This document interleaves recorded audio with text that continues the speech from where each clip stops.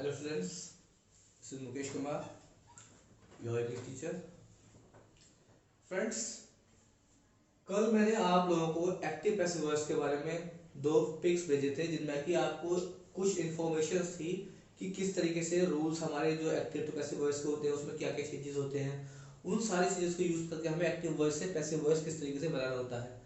उसमें भी थोड़ी सी चीज़ थी कि एक्टिव वॉइस हमारा क्या होता है ये बताया था, लेकिन आज मैं आप लोगों को पर्सनली और वीडियो के थ्रू बता रहा हूँ कि एक्टिव वॉइस क्या होता है और पैसिव वॉइस क्या होता है। तो एक्टिव वॉइस की बात हम करेंगे। जनरली हम लोगों ने क्या देखा है, सेंटेंसेस हमारे पास होते हैं। अब सेंटेंसेस हमारे पास है, उसमें हम आइडेंटिफाई कैसे करते हैं कि सेंटेंस हमारा एक्टिव वॉइस में कब है और पैसिव वॉइस में कब है। तो जब एक ही सेंटेंस को दो तरीके से लिखा जाता है और जिसमें हमारी जो वर्ब होती है वो ट्रांसिटिव वर्ब होती है। मैक्सिमम जब भी हम सेंटेंसेस को एक्टिव से पैसिव वॉइस में बनाते हैं तो हमें ट्रांसिटिव वर्ब के सेंटेंसेस को बनाने में आसानी होती है, उसी से हम बनाते हैं।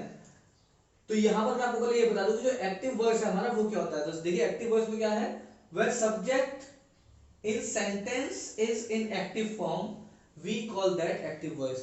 यानी एक सेंटेंस जो हमारे पास है उसमें जो मेन रोल प्ले करने वाला सब्जेक्ट है वो सब्जेक्ट जब एक्टिव फॉर्म में होगा, जब वो सब्जेक्ट एक्टिव फॉर्म में होगा तब हम उससे कह सकते हैं कि ये सेंटेंस हमारा एक्टिव वॉइस में है। लेकिन वहीं अगर उसी सेंटेंस को हम लोग फिर से वापस अगर बनाते हैं और इस बार जो ऑब्जेक्ट था उस ऑब्जेक्ट को हम एक्टिव कर देते हैं, तब वो सेंटेंस जो हमारा बनता है उस समय उस सेंटेंस को कहते हैं कि this is in passive voice. यानी एक्टिव वॉइस में क्या होता है, जो सब्जेक्ट है वो हमारा एक्टिव रहता है और पैसिव वॉइस में जो ऑब्जेक्ट था एक्टिव वॉइस का उसे हम एक्टिव कर देते हैं, जिससे कि हम सेंटेंस के बॉडी पे पैसिव वॉइस बोलते हैं। अब इतना तो हमारा होगा कि what is active voice, what is passive voice. लेकिन अब हम बात करें कि कुछ चेंजेस जो है, the common changes to make passive voice. Passive voice को बनाने में हमें जो चेंजेस करने होते हैं वो क्या होते हैं। ये सबसे बेसिक चेंजेस है, सबसे कॉमन, जो कि आप लोगों को इजीली समझ में आ जाएंगे। तो देखिए सबसे पहले चेंजेस क्या होते हैं। सबसे पहले क्या है, जब हमें सेंटेंस कोई भी दिया जाता है तो उसमें सब्जेक्ट होता है एक। इस सब्जेक्ट को जब हमें चेंज करना होगा पैसिव वॉइस बनाने के लिए तो उसे करते हैं हम ऑब्जेक्ट में। यानी इस सब्जेक्ट को हमें ऑब्जेक्ट के रूप में चेंज करना पड़ेगा। दूसरा, जो एक्टिव वॉइस का ऑब्जेक्ट होगा उस ऑब्जेक्ट को हमें किसमें चेंज करना पड़ेगा, सब्जेक्ट में। उस ऑब्जेक्ट को सब्जेक्ट में चेंज करना पड़ेगा। और अब बात करें वर्ब की, तो वर्ब की हमें चाहे कोई भी फॉर्म दी गई हो, either it is first form, it is second form और third form, whatever, we have to change that form only in third form। यानी पैसिव वॉइस में जो वर्ब की फॉर्म होती है वो थर्ड फॉर्म ही यूज की जाती है। अब एक और चेंज, जो ऑब्जेक्ट हमने सब्जेक्ट को चेंज करके बनाया है, सब्जेक्ट को जिसे हमने ऑब्जेक्ट में चेंज किया था, इस सब्जेक्ट को जब ये ऑब्जेक्ट बन जाएगा तो सेंटेंस के लास्ट में जब हम लिखेंगे इसे, तो ऑब्जेक्ट से पहले हमें ये बी वाई जरूर लगाना पड़ेगा। कुछ सेंटेंसेस हमारे होते हैं जिनमें कि इसको नहीं लगाते हैं, वो केस दूसरा है, उसे हम आपको बाद में बताएंगे। तो फिलहाल अभी आप ये समझे कि जो कॉमन चेंजेस है उसमें क्या है। देखिए सबसे पहले सब्जेक्ट को ऑब्जेक्ट में चेंज करते हैं, ऑब्जेक्ट को सब्जेक्ट में, वर्ब की थर्ड फॉर्म लगाते हैं, और जो हमारे पास बाई जो ऑब्जेक्ट होता है, सॉरी, ऑब्जेक्ट से पहले बाई लगाना पड़ता है हमें। अब बात करते हैं सर टेंसेस। हमारे पास जब हम एक्टिव टू पैसिव वॉइस बनाते हैं तो उसमें तो टेंसेस भी चेंज करते हैं। तो ये बात सच है, टेंसेस चेंज करते हैं, बट आई थिंक आप लोगों को शायद इंफॉर्मेशन है या नहीं। देखिए जितने भी हम टेंसेस चेंज करते हैं पैसिव वॉइस में, एक्टिव टू पैसिव वॉइस में, हमेशा याद रखिए हम पूरा टेंस कभी चेंज नहीं करते। हमें जो चेंज करने पड़ते हैं वो हेल्पिंग वर्ब्स को चेंज करना पड़ता है। किसको करना पड़ता है, हेल्पिंग वर्ब्स। देखिए अब चेंजेस किस तरह होते हैं, चेंजेस ऑफ टेंसेस।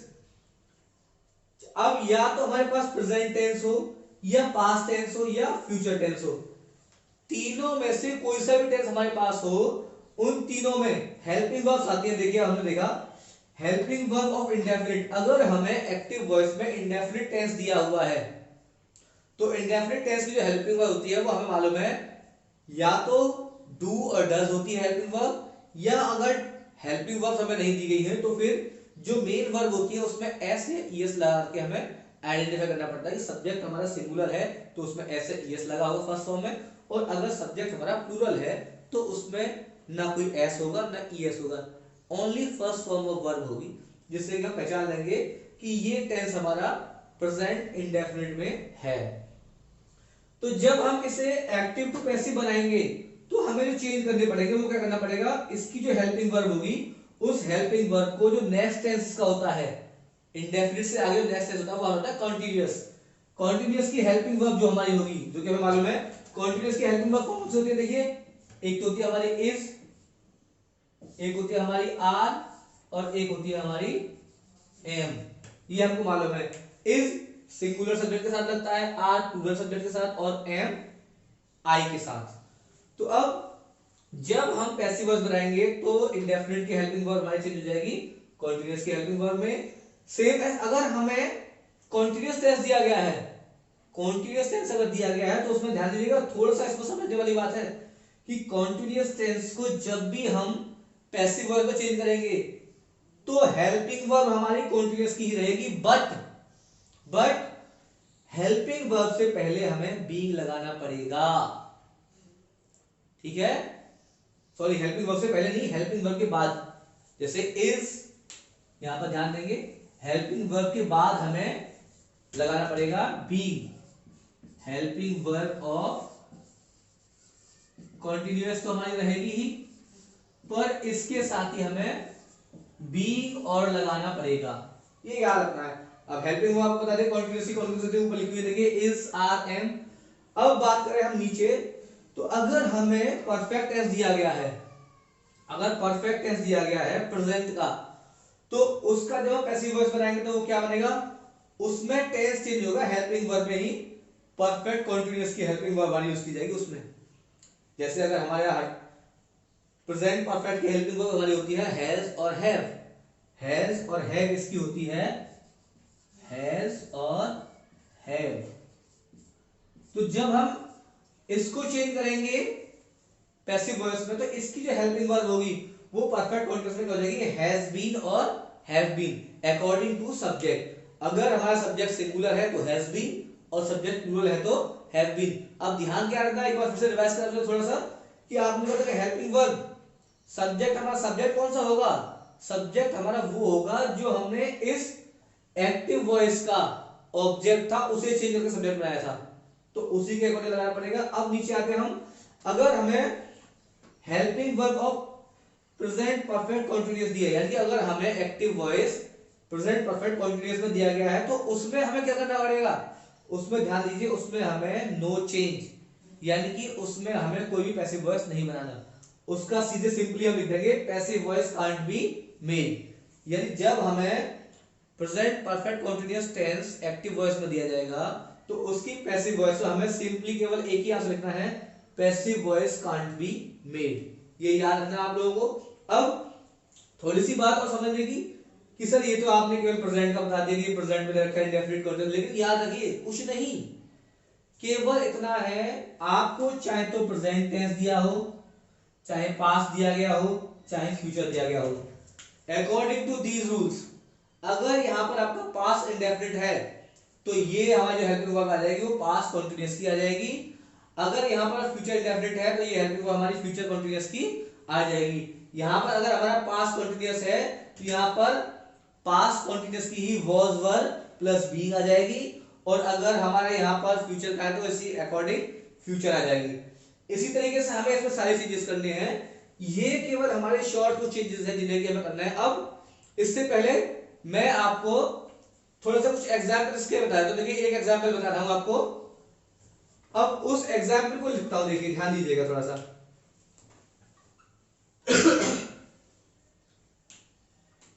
एक सेंटेंस में लिख दिया केवल एक्टिव वॉइस का, एक्टिव वॉइस का एक सेंटेंस लिख रहा हूं यहां पर, देखिए यहां मैंने लिख दिया सीता sings a song। यहां हमने इसको देखा तो ये जो सीता सिंग्स अ सॉन्ग है ये हमारे पास इस समय सब्जेक्ट को देखें हम तो सीता सिंगुलर सब्जेक्ट है, और ऑब्जेक्ट हम देखें तो ऑब्जेक्ट क्या है हमारे पास, अ सॉन्ग, सीता ने एक गाना गा, सीता एक गाना गाती है। अब इसका जब हम पैसिव वॉइस बनाएंगे तो क्या करेंगे, जैसे कि आपको रूल बताया गया, देखिए सब्जेक्ट को ऑब्जेक्ट में चेंज करेंगे। तो अब यहां देखिए सब्जेक्ट हमारे पास क्या है, सीता, और यहां पर ऑब्जेक्ट क्या है हमारे पास, अ सॉन्ग। जब हम पैसिव वॉइस इसका बनाएंगे तो सीता गर्ल है, इसका जब ऑब्जेक्ट बनाएंगे तो क्या हो जाएगा, सीता ही रहेगा। लेकिन अगर यहां पर प्रोनाउन होता हमारा शी होता तो यहां पर हम इसका फिर हल करते। तो अब इसका हम पैसिव वॉइस बनाते हैं, देखिए ना पैसिव वॉइस हमारी क्या बनेगी, सीता सिंग्स अ सॉन्ग। तो अब देखिए ये सब्जेक्ट है हमारा, ये ऑब्जेक्ट है, जब इसे हम चेंज करेंगे तो ये क्या हो जाएगा हमारा, अ सॉन्ग। अब देखिए जैसा मैंने आपसे कहा था कि सब्जेक्ट को ऑब्जेक्ट में चेंज करना है, ऑब्जेक्ट को सब्जेक्ट में, वर्ब की जगह पर थर्ड फॉर्म हो जाएगी, और हेल्पिंग वर्ब इंडेफिनिट की है तो उसकी जगह पर क्या हो जाएगा, कॉन्टिन्यूअस। अब देखिए अ सॉन्ग, सॉन्ग कैसा सिंगुलर है ना, जब सॉन्ग सिंगुलर है हमारा तो उसके अकॉर्डिंग क्या आ जाएगा, इज, अ सॉन्ग इज। अब सिंग्स ये फर्स्ट फॉर्म है हमारी, इसकी थर्ड फॉर्म हमें यूज करनी है, क्योंकि मैंने आपको बताया था कि वर्ब की थर्ड फॉर्म यूज होती है।